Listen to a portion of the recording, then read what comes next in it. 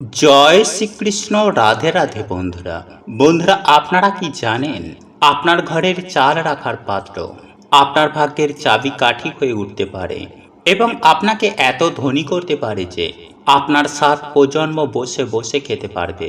হ্যাঁ বন্ধুরা, এত এত টাকা আসবে যে টাকা গোনার জন্য আপনাদেরকে চাকর রাখতে হবে।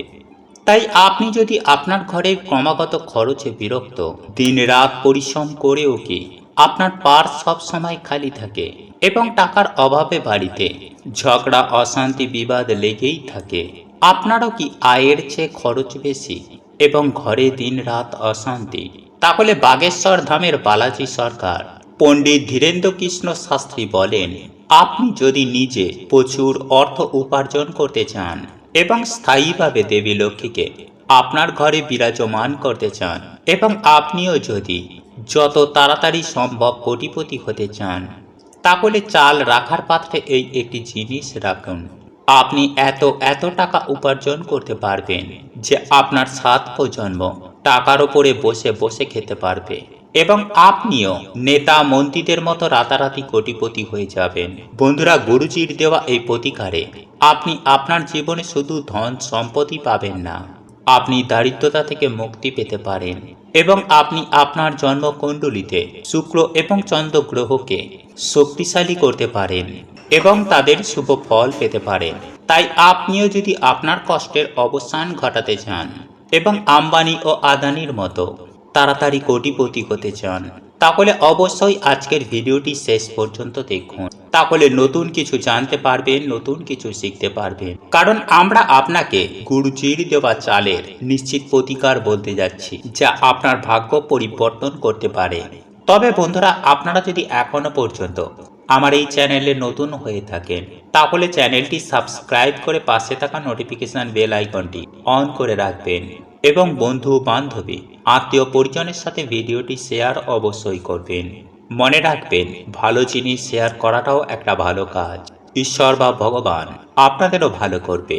অবশেষে ওম নমঃ শিবায়, হর হর মহাদেব ও জয় শ্রীকৃষ্ণ, রাধে রাধে লিখে কমেন্ট অবশ্যই করবেন। বন্ধুরা, আমি সবার প্রথমেই আপনাদেরকে বলে রাখি যে আমরা যখনই হিন্দু ধর্ম নিয়ে কথা বলি, তখন অক্ষতকে বিশেষ গুরুত্ব দেওয়া হয়। আপনি যদি অক্ষত সম্পর্কে না জানেন, তবে আপনাকে জানিয়ে রাখি, অখণ্ড অর্থাৎ আস্ত চাল, এতে যেন কোথাও কোনো ভাঙা না থাকে, আর সেগুলিকেই অক্ষত হিসাবে বিবেচনা করা হয় এবং হিন্দু ধর্মে প্রতিটি পূজার সময় অক্ষত প্রয়োজন হয়। শাস্ত্রমতে অক্ষত হল দেবী লক্ষ্মীর প্রতীক এবং এগুলি সদা সর্বদাই ইতিবাচক শক্তি প্রবাহিত করে। এটি শুক্র এবং চাঁদের কারক হিসাবেও বিবেচিত হয়। তাই এই প্রসঙ্গে বাগেশ্বর ধাম সরকার পণ্ডিত ধীরেন্দ্র কৃষ্ণ শাস্ত্রী বলেন, ভারতীয় রান্নাঘরে চালের বিশেষ গুরুত্ব রয়েছে এবং ভারতে এমন রান্নাঘর কমই আছে যেখানে চাল নেই। তাই যে নারীদের রান্নাঘরে বা ঘরে চালের পাত্র থাকে, তারা সেই চালের পাত্রের সাহায্যে সে তার বাড়িতে অনেক অলৌকিক উপায় করতে পারে। গুরুজির মতেই মহিলাদের কখনোই তাদের বাড়ির চালের ভাণ্ডার খালি হতে দেওয়া উচিত নয়। আপনি যদি আপনার বাড়িতে একটি ডিব্বা ব্যবহার করে চাল রাখেন, তবে মনে রাখবেন আপনি এটি পুরোপুরি খালি করবেন না। সব সময় সম্পূর্ণ শেষ হবার আগেই বাজার থেকে চাল নিয়ে এসে পাত্রটি পূরণ করুন। এতে করে আপনার ঘরে সুখ শান্তি থাকবে এবং সব সময় টাকা পয়সায় ভরে থাকবে। এর সাথে গুরুজি মহিলাদের চালের বিশেষ প্রতিকারও বলেছিলেন। বন্ধুরা, গুরুজি বলেন, বিশেষ করে বৃহস্পতিবার দিনে আপনি যদি বাড়িতে চালের পুজো করেন, তাহলে বিশেষ ফল তো পাওয়া যাবেই, কিন্তু এর বাইরেও যে কোনো শুভ দিন, অর্থাৎ পূর্ণিমা বা সংক্রান্তির মতো কিংবা একাদশীর মতো দিনগুলিতে 1 বাটি চাল নিন এবং হলুদ দিয়ে চালকে হলদে করুন। আপনি চাইলে একটি রূপার বাটিতেও চাল রাখতে পারেন, আর যদি আপনার কাছে রূপার বাটি না থাকে, তবে আপনি এই চাল লোহা ছাড়া যে কোনো ধাতুর বাটিতে রাখুন। এইবার এই চালের ওপরে একটি গোটা হলুদ, একটি গোটা সুপারি এবং একটি 1 টাকার কয়েন দিয়ে দেবী লক্ষ্মীর সামনে রাখুন। এখন আপনাকে দেবী লক্ষ্মীর পূজা করতে হবে এবং অন্তত 108 বার ওম মহালক্ষ্মী নমঃ এই মন্ত্র জপ করতে হবে। এরপরে আপনি আপনার বাড়ির চাল রাখার পাত্রে হলুদ, সুপারি এবং কয়েন সহ সেই বাটির চাল মিশিয়ে নিন। মনে রাখবেন, আপনার চালের পাত্র থেকে হলুদ, সুপারি এবং কয়েন বের করা চলবে না।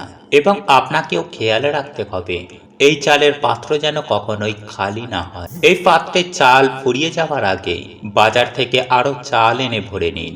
এবং যখনই আপনি রান্নাঘরে ভাত রান্না করবেন, এই পাত্র থেকে চাল বের করে ভাত তৈরি করুন। এই কাজটি করলেই শুধু পরিবারের সদস্যদের শরীর ও মন ভালো থাকবে না, বরং আপনার জীবনে কখনো অর্থেরও অভাব হবে না। তবে বন্ধুরা, এর সাথে গুরুজি নারীদের ধন সম্পদ অর্জনের আরো অনেক উপায় বলেছেন। গুরুজি বলেন, যদি আপনার ঘরে টাকার অভাব থাকে এবং আপনাকে এক একটা টাকার জন্য কঠিন পরিশ্রম করতে হয়, তবুও আপনি সফলতার পথ খুঁজে পাচ্ছেন না এবং আপনার অগ্রগতির সমস্ত পথ বন্ধ হয়ে গিয়েছে, তাহলে এর জন্য আপনাদেরকে দেবাদিদেব মহাদেবকে অক্ষত চাল দিয়ে অভিষেক করা উচিত। তাই এই প্রতিকার করার জন্য আপনি কিছু চাল নিন এবং একটি তামার পাত্রে জল ভরে দেবাদিদেব মহাদেবের মন্দিরে যাওয়ার পর সবার প্রথমেই জল দিয়ে দেবাদিদেব মহাদেবকে স্নান করান। এরপরে শ্রী শিবায় নমস্তুভ্যম এই মন্ত্র জপ করার সময় দেবাদিদেব মহাদেবকে একটি একটি করে 108টি চাল নিবেদন করুন। এরপরে আপনার কাছে বেঁচে যাওয়া চাল কোনো ব্রাহ্মণ বা দরিদ্র ব্যক্তিকে দান করুন। বন্ধুরা, এই উপায় বা ক্রিয়াটি সোমবারে করলে বিশেষ ফল পাওয়া যায়। এছাড়াও আপনি যদি চান তাহলে প্রদোষ তিথির দিনেও এই প্রতিকারটি করতে পারেন। আপনি এটি প্রতিদিনও করতে পারেন। বন্ধুরা, গুরুজি বলেন, চালের এই উপায় আমাদের জীবনে সুখ এবং সমৃদ্ধি, ধন, বৈভব ও ঐশ্বর্য নিয়ে আসে।